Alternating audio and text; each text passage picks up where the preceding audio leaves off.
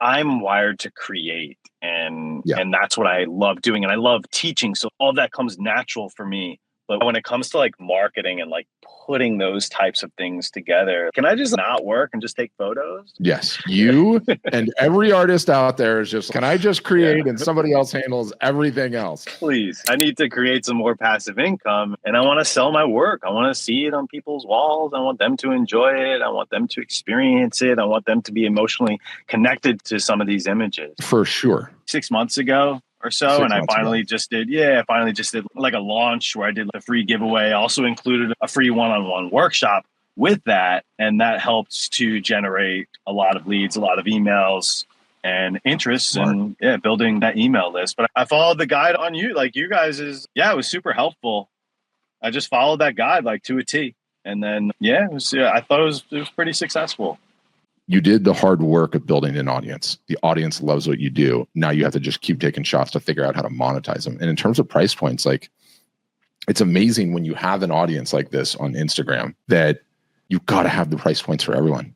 You've got to have the art in there and the merch in there at 0 to 100. Then 100 to 1,000, your prints get a little bit bigger. Maybe at 1,000, maybe over 1,000, the workshops start. And then you could also throw the courses in there. And then so you've got the 0 to 5,000, and anybody that comes in and loves the work and gets attached to it, there'll be a ton of it.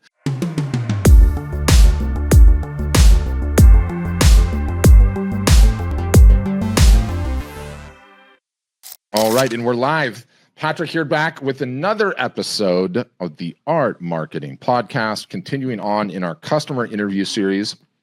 And thrilled to have Art Storefronts customer and friend who I just met, who might actually be one of the most interesting men in the world after we get into his story here. But I'm joined today by Kenneth LaRose from his Jeep with his dog. And where are you right now anyway? Yeah, I'm actually like pulling my Airstream. I'm right outside of my office, which happens to be Starbucks. That's where I get most of my work done. Yeah. And there's Sabu back there, and he chills in the car, and I get him a puppuccino, and he deals with it. And he deals with it. He loves it. Yeah. That's how we go. I can't wait to get into your story, which is really interesting. And Kenneth, just for a quick check this out, is absolutely crushing it right now on Instagram. And I'll let him get into how he lives and what he's doing, but you can see a sampling of his work over here, or above, I should say. Has some just absolutely stunning images. This one, dude, that's a showstopper right there. That's an Instagram scroll showstopper. The places you've been has been absolutely staggering. But give us a little bit of the origin story. How'd you get into photography? How did it all get started? And where you are today? Yeah. I picked up a camera about 9 years ago, and 7 years ago, I decided I was going to live in that little Airstream that you could see through that foggy PNW window. Yeah, man, I picked up a camera. I started doing fitness photography because for 15 years, I was a professional bodybuilder. I was very competitive, did that regularly, did a bunch of wacky stuff for work that I don't know if we're going to get into here. Maybe we should. But then I shifted into photography. My girlfriend at the time was like, hey, you should take some pictures of landscapes. And I just was like, why would I do that? It just seems so boring taking pictures of mountains, because like you grab your phone and you see something, these big mountains, and you take a photo and you're just like, oh, that doesn't represent what I'm seeing. Like it's so much bigger and it feels more immense with my eyeballs. And then I took a photo in San Francisco one day of the Golden Gate Bridge, and it looked like one of those photos that these professional photographers take. And I was like, oh, I need to learn how to do this. And so I became obsessed with learning landscape photography, which then led me into astrophotography. And as soon as I hit the road 7 years ago, I had to figure out how I was going to make an income. And I've always loved teaching. So I thought, hey, maybe I can teach people how to photograph things like the stars and landscapes. And so I put my feeler out, and then I sold out my first workshop, and then I realized, like, holy crap, I have to figure out how to teach these people. Like, they're going to feel duped when they show up because I've never done this before. Classic imposter syndrome. Yeah. And they signed up, and I just did my best to just deliver above and beyond. And many of them are like really good friends now. Actually, I work with one of the guys who came to my first workshops now, like one of my best friends, and we do workshops together, which is super rad. After that, man, I just became hooked, and I love it. So I've just been traveling over the last 7 years, just doing a lot of in-person workshops. Amazing. And he's got, not only does he have an Instagram account for himself, but he's got an Instagram account for his Airstream, okay, which lovingly goes by as the 16-foot Bambi in terms of a name. And it looks like you've upgraded your Jeep over the years too, huh? Yeah. There's the blue Jeep I'm in right now. Yeah. Oh, I love it. Wow, that is a heck of a stretch in the rig. You must have camping down to an absolute science at this point. Right? Routine, where everything goes, how to cook in it, how to live in it, which fascinates the hell out of me because I love camping too. One of the things that I would ask immediately, and especially looking at your work and having an understanding of it, is like, what's your niche, right? Do you have a niche? Or is it just like literally the most spectacular beauty that the United States has to offer and even beyond? Because it looks like you've been everywhere, man. Johnny Cash style. Johnny Cash style. Oh, man. Niche, I think, is really up to other people to decide where they think my work shines. I just love taking pictures. I do love astrophotography. I love chasing aurora, and I absolutely love chasing comets or any kind of celestial event. So I'd probably say that most people that sign up for workshops or want to learn from me is maybe not just the landscape, but I think they want to learn more of the astrophotography. And anytime there's a comet, like I just did an impromptu comet workshop on this last one that came in like in the fall. And it was literally like 3 days out, heads up that we were going to shoot this, and got some like really cool shots of it. So yeah, I think astrophotography is what I really enjoy teaching. And the workshops currently is the core of the business, right? That's how you bring in the majority of your income. Yeah. Yep. That's pretty much it. Some brand stuff here and there, and just some little, like, as much passive income, and which of course brought me back onto Art Storefronts because I need to create some more passive income, and I want to sell my work. I want to see it on people's walls. I want them to enjoy it. I want them to experience it. I want them to be emotionally connected to some of these images. For sure. And it's a very engaging Instagram page to scroll, and that is for doggone sure. I want to get into selling the work passively and how you found Art Storefronts in the first place. But how exactly are you marketing the workshops, just out of curiosity, and getting butts and seats for those things? I think a lot of it is through an email list that I've built over the years. Social media was my initials. That's how I really got started. And also teaming up with people. I team up with some really talented photographers, and tapping into each other's network, I think, really helps to put butts in those seats and fingers on those shutter buttons. So that's predominantly the marketing.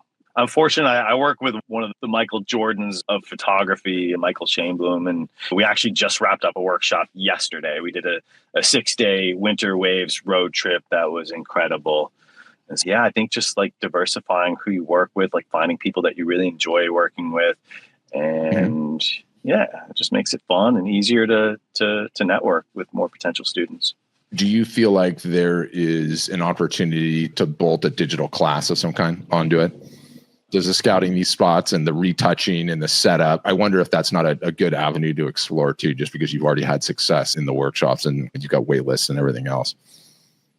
Dude, I've filmed so many tutorials and so many classes, and I've released 0 of them. Yeah. It's like another animal. There's just so much that you can do. And I think I'm like at that point where like I want to create digital products, and I actually have created digital products, but like finishing them is like that daunting task. Oh, God, man, I've never done it. And I'm just like, oh, I feel like so many people, because we're not wired. Like I'm wired to create, and that's what I love doing. And I love teaching. So all that comes natural for me. But when it comes to like marketing and like putting those types of things together, can I just not work and just take photos? Yes. You and every artist out there is just, can I just create and somebody else handles everything else? Please. Yes. But I do, just based on what I'm seeing, and you have the teaching knowledge, okay, and all the nuts and bolts of the tripod setup, location, shutter speed, retouching, all the technical nuts and bolts. But to somebody that probably doesn't understand camping, like the location data that you have too, where to go, where to park, when to hit this place, like that's really desirable too. I feel like we need to drive you into some sort of studio and lock you in it for 2 weeks just to record the video, solid internet, record the screen captures, and get a damn class in the water. Because in terms of passive income, in many ways, it's even better than art, because I can see that you're suffering, even with this massive Instagram following, from the same thing that most artists and photographers are suffering from, which means out of the 70,000 followers you have on Instagram, we get 40,000 of them are photographers, which are not the best subjects to buy wall art and are the best subjects to buy digital classes. Yeah. Which I do strongly encourage you to do. And I'll have some thoughts for you offline on how to literally lock yourself in a place where you can do it, because you have the personality for it too. You just need like a slave driver to lock you in there and be like, just make this happen. And I'm getting questions on Instagram about if they want more information about your workshops, just contact you on IG, DM on IG. Is that the best way to find out? No, the best way, go to my website, the link in my bio on my website. It's weird. DMs don't work on Instagram for me. I don't know why, but the best way is just drop your email on my website. Like there's a little pop-up to join my newsletter, or you can just hit the contact me up there and drop a message, and then I'll definitely get your email. If you email me, then I'll get it. If you send a DM, it's so weird, man. Instagram, I don't know how to fix that. If we don't follow each other, then those DMs don't go through. You don't know if it comes through and it goes in that weird it doesn't tab. show. I know. It doesn't even go in there. It's just like these weird spamming porn stuff that like goes in there. Like I don't get like legit messages in that for whatever reason. Somehow the porn ones get through, but all the rest don't. I don't know why. Yeah, Instagram needs to clean up that whole experience. Like it's a clunky mess, but the pilot thing that I'm suggesting is actually a good hack for that. So we'll talk through that on the other side.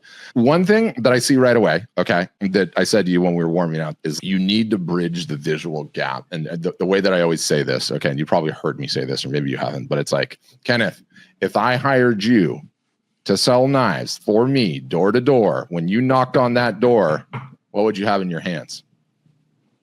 Yeah, I have a nice, shiny, sharp knife. Yeah. Yeah.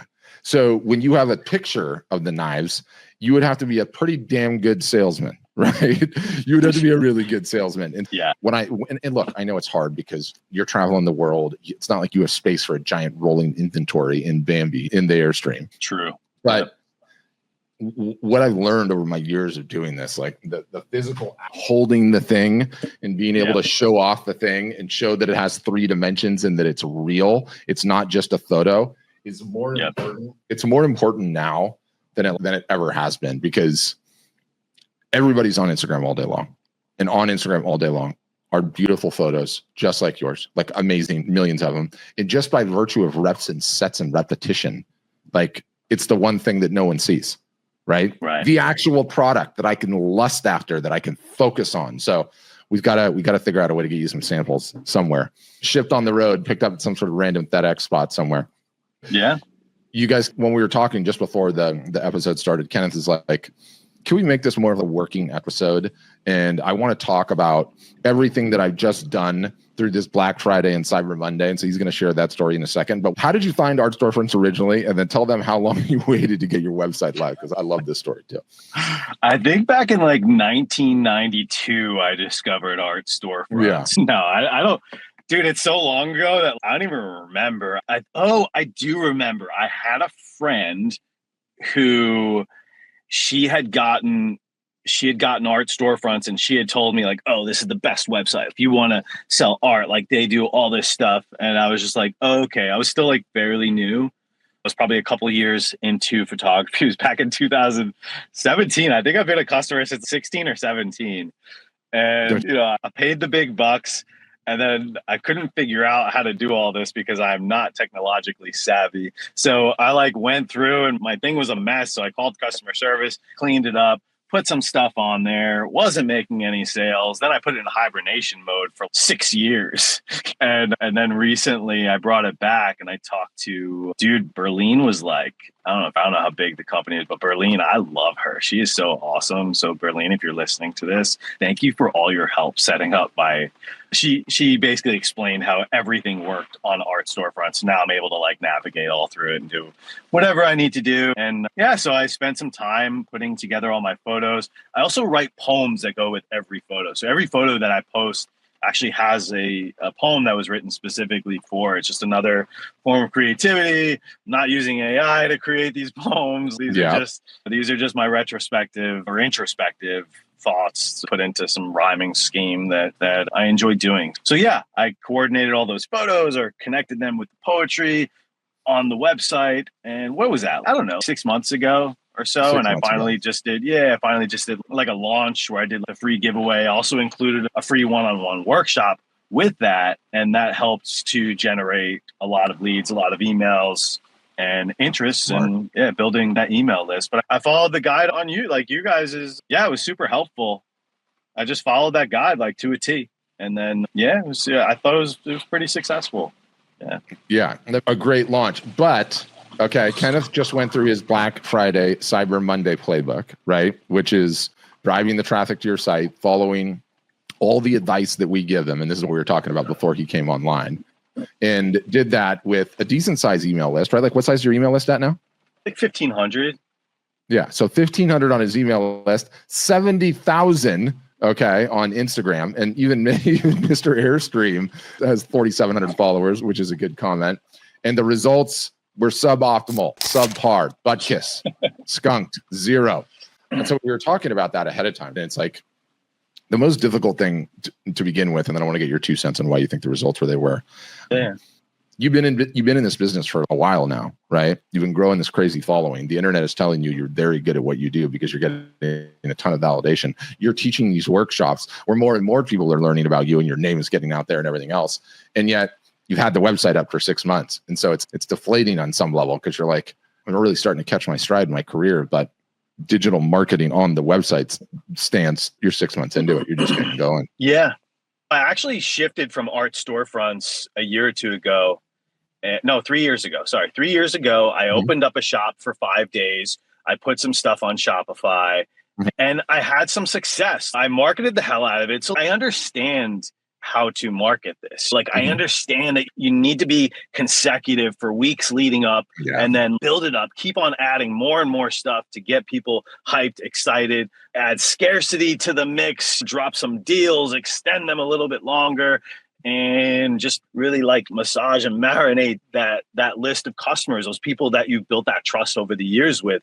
And so I had some success years ago on Shopify, opening up a store for 5 days, extending it 2 days. And I think I sold 3,000 or 4,000 in art in those 5 days. And then, but that was 3 years ago. And like I built much more. So I went into this Black Friday, like thinking like, man, this is it. Like I'm going to rock this because I'm going to take what I've learned and I've isolated 3 photos and I've made them exclusive to Black Friday. So if you love them, then you're going to purchase them because they're not going to be on my website after this. I've took the guesswork of what sizes you need to get. I did 24 by 36. I gave 35% off of the price. So it was even like $250.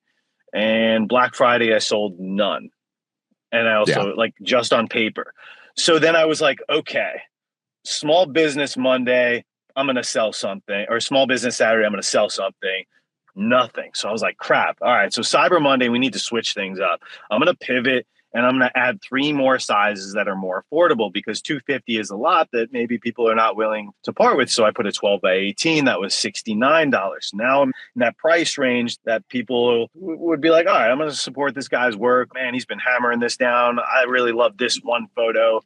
And I made 0 sales, 0. And like you said, I sold something else to a friend who, thanks Allison, she bought one of my prints. Like I sold a couple other things, but nothing from the Black Friday. And so actually I'm open to, I'm not quite sure. Maybe it was that I wasn't holding the art, but I did a lot of talking. It'll make a massive difference. It makes a massive difference. I don't know what it is about like the alchemy of it being the actual product. And you need to break up what you have on them. If I just scan this, and you always have to be thinking in your head, like no one has any time. It's all social media. We're all moving at 1,000,000 miles an hour with our thumbs, right? And it's like I move through yours at 1,000,000 miles an hour.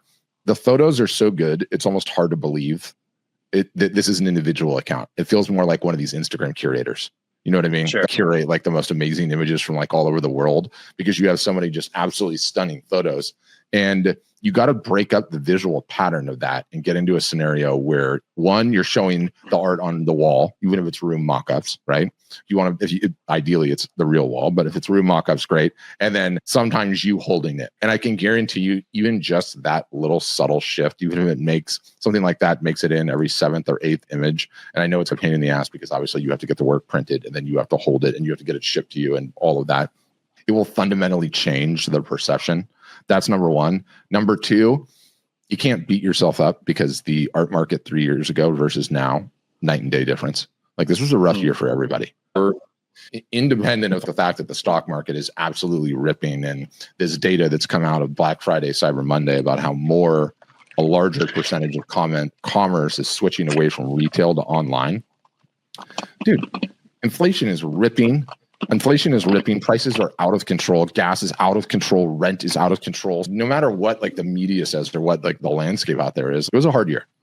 So you can give yourself a mulligan on it. One of the things that he and I were talking about is there is a service on Instagram and Facebook. There has been for quite some time. It's called ManyChat, which essentially gives you the opportunity to have a chat bot that works via comments, via stories, via direct messages. And when you have 70,000 followers like he does, it's crazy what you can do with it. So I told him we have a service internally at Art Storefronts. It's a really hard thing to do because it's one of those things like, if you have small follower accounts, it doesn't do anything for you. If you have large follower accounts, you could seriously be cooking with gas. Like, you leveraging it and doing print giveaways, you could probably capture 500 to 700 emails a week doing it, which is a lot.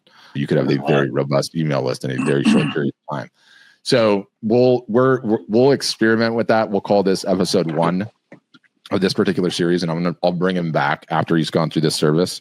We'll run it for you sometime in Q1 when things quiet down, because obviously it's the holidays and the start of the year and all that craziness. But like sometime late January or February, we'll run it, and absolute game changer, because it gets people, without going too far into detail, like, the number one thing to do on a social media platform, the number one thing the social media platform wants you to do is not send anybody off the social media platform, because it's a war. Instagram's at war with Facebook. Facebook's at war with Twitter. X is at war with LinkedIn. They're all at war with YouTube. They all hate each other. All they're looking to do is have nobody ever leave their platform. And so what ManyChat does is it operates as a chatbot inside the Instagram DM box.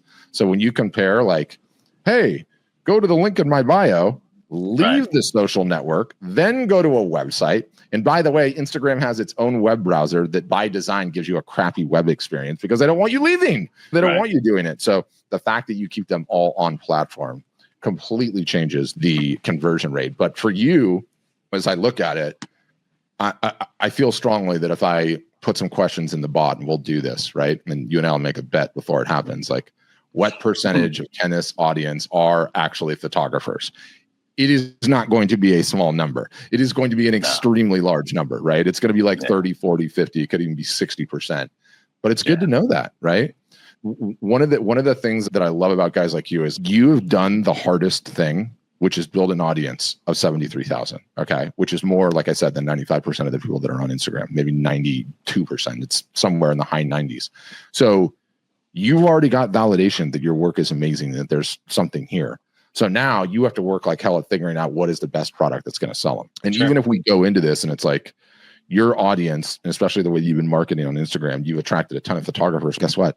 A ton of photographers would buy that damn course because they can't go in the workshop. And some percentage will buy the workshop. And if we ask the questions in the bot and we find out who they are, then we can start routing them appropriately, tagging them appropriately. So I think that'll be really fun, really amazing.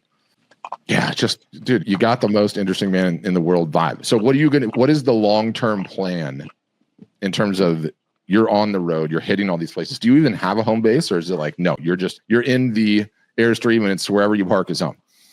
Yeah, that's it, man. Yeah, I don't have a home base. I don't have a mailing address. I've been 7 years just meandering around, going where the weather is good for this guy, making sure that he's comfortable, I'm comfortable. And right now we're on the Oregon coast. I think I mentioned that earlier, where it's wet and wet. Yeah, man. I don't know. I just go with the flow here. And I've just been really actively building my business over the last couple years. I went through some highs and some lows, and now I'm like back in building mode the last 2-3 years. So it's really important for me to get all that on track so that it's just a well-oiled machine that can exponentially grow, and I can just connect with more people. My passion is the teaching. So I know that I need to spend more time putting together these tutorials and these online courses, because like you said earlier, like not everybody can afford like that high ticket item to come out in person, but they want to learn. And I want to be able to cater to all different people that maybe can't afford to come out, but really want to learn and expand their creativity. 100%. And we have another customer that is like, his following is obscene because he's like a Planet Earth, BBC, PhD in ornithology guy. And, you know, I hammered him. I'm like, man, you've got to do one. You've got to do one. And he locked himself up, knocked it out. I'll send it to you after the fact. And he usually photographs birds. It's all around how to photograph birds and how to go through that. And it's the same story you are. It's like, you did the hard work of building an audience. The audience loves what you do. Now you have to just keep taking shots to figure out how to monetize them. And in terms of price points, like, it's amazing when you have an audience like this on Instagram that you've got to have the price points for everyone. You've got to have the art in there and the merch in there at 0 to 100. Then 100 to 1,000, your prints get a little bit bigger. Maybe at 1,000, maybe over 1,000, the workshops start. And then you could also throw the courses in there. And then so you've got the 0 to 5,000, and anybody that comes in and loves the work and gets attached to it, there'll be a ton of it. But I encourage you to get a little bit more of you, get a little bit more of the dog, so that I usually say, if I hit your profile and I can't learn something about you in a matter of seconds, I'm gone. I'm out of there. And you, like all photographers, at least on your Instagram page, like hiding behind the lens, right? And it's hard because you're like, I don't want to post anything about myself, or I don't want to get super into it. You got a couple of reels that are really hidden. And this was your Black Friday, Cyber Monday stuff, I bet, right? I'm holding it up now. You should be able to say it. Oh, I don't remember what that was. Maybe. Sure. I don't know what that might have been live with Shane Bloom for the waves. Oh yeah, Q&A live. Yeah. So you're using the lives too, which is great. Oh yeah, I try to go live at least once a month to do like a Q&A or do something fun, and just I want to challenge you to do that once a week. Okay, yeah, I could do that. Yeah, and then I enjoy going. I like that. Yeah, it's super fun, and it's let's be honest, you've got downtime. I'm happy to do it. Yeah. You can't just walk out to the local bar or whatever because you're in the middle of the wilderness, which is glorious. So yeah, again, you've got 73,000. So it's like you press the button and you're talking to hundreds potentially, depending on what time of day it is and the Instagram algorithms and this, that, and the other. But love it, Kenneth. Challenge you to get some prints in hand. Challenge you to go live once a week. We're going to come back and we'll report back to what he's done on the ManyChat thing and watch what happens to his business when he shifts to letting people know, here's the beautiful thing that I have for sale, and holding it up, and is able to keep everybody on platform. We might even try some extra trickery of selling some things in the bot, which is it's another thing that you can do. And I haven't really experimented. I usually ask people, you haven't been on Art Storefronts for that long, technically working on it. But if there's one thing that we can improve and one thing we can make way better, just one thing, what would it be? Trying to get down to your biggest gripe or your biggest, oh man, I wish I had. So I think when I shifted over from Shopify, because that's what I was using for my workshops, so now I use WeTravel and Art Storefronts. So those are like my two platforms that I integrate together. My issue now is that people were finding me on Shopify pretty easily through Google, and I have a lot less. For some reason, like people are not finding me. So I'm not getting someone random looking up a wave workshop and seeing stuff that's on Art Storefront or WeTravel. So figuring out how to increase the SEO. I don't know if having Art Storefronts in the beginning, like usually ding on the search. Usually pay a little bit of a price when you switch from one to other, but then it'll normalize. We'll have somebody in support look and make sure you have all your settings correct there. I imagine you do. Okay. It can be helpful to resubmit a sitemap to Google, but we don't need to get into the technical details of that on this. I'll get someone in support to help you with that. Cool. Yeah, thanks. Yeah. So that would be my only is just give me that exposure, baby. Yep. We're going to get it. So you guys definitely follow Kenneth. He's KRL_photo on IG. He's got links in there for all the things. You can follow his adventures. He's soon going to be holding up art at some of the most majestic places in this entire country and beyond. And Kenneth, huge thanks for your time. Thanks everyone else for listening, and everybody have a great rest of your day. Thanks, guys. Yeah, thanks for having me, man.